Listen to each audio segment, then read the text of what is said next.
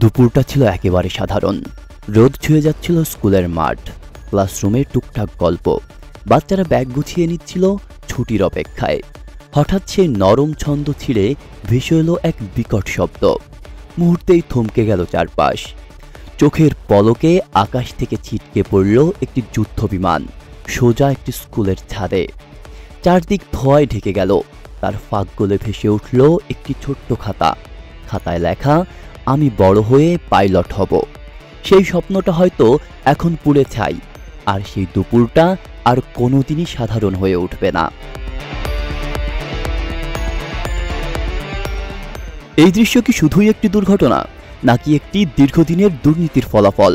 সত্যি বলতে, প্রতি ফিট টু ফ্লাই সনদের আড়ালে লুকিয়ে আছে ক্ষমতাধরদের স্বাক্ষর, যাদের এক একটি কলম চালনায় প্রতিদিন ঝরে যায় আমাদের ভবিষ্যৎ। প্রতিটি বিমান কেনার টেন্ডার যেন হয়ে দাঁড়িয়েছে এক একটি দুর্নীতির মেলা। কোটি কোটি টাকা গায়েব হয়ে যায় প্রকিউরমেন্ট চার্জ, টেকনিক্যাল আপগ্রেড আর কমিশন নামক অদৃশ্য খাতে।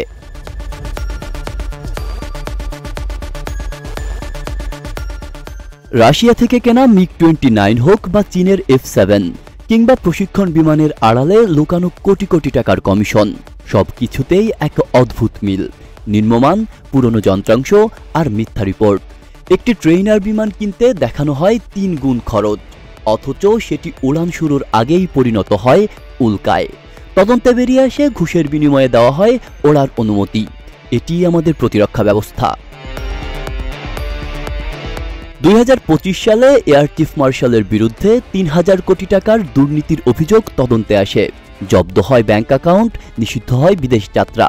অথচ শুধু তিনিই নন, এই দুর্নীতির নকশায় রয়েছে আমলা, রাজনীতিক, ব্যবসায়ী, এমনকি বাহিনীর কিছু উচ্চপদস্থ কর্মকর্তাও। প্রতিরক্ষা খাতের বাজেটের বড় অংশ ব্যয় হচ্ছে বিদেশ সফর আর জাঁকজমকপূর্ণ অনুষ্ঠানে, অথচ প্রশিক্ষণ বিমানের জন্য নেই পর্যাপ্ত অর্থ বা নিরাপত্তা।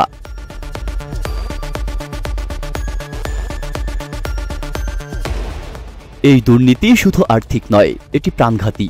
এটি হত্যা করে স্বপ্ন, গিলে ফেলে সাহস। আকাশ ছোঁয়ার ইচ্ছেটুকু থেমে যায়। একটি শিশুর খাতায় লেখা স্বপ্ন, আমি পাইলট হব, সে খাতা আজ পড়ে আছে একটি বিধ্বস্ত বিমানের ধ্বংসাবশেষে। আর রাষ্ট্র নির্বিকার।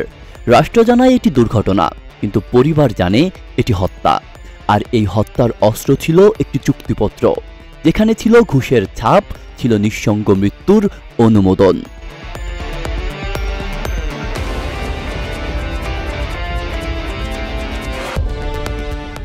এটি কেবল একটি বিমানের পতনের গল্প নয়, এটি আমাদের নৈতিকতার পতনের বিবরণ। যুদ্ধ এখন শুধু সীমান্তে নয়, যুদ্ধ এখন টেবিলের ওপরে সই করা দুর্নীতির কাগজে। সেই কাগজের নিচেই চাপা পড়ে যায় এক শিশুর স্বপ্ন, এক পিতার আশা আর এক দেশের ভবিষ্যৎ।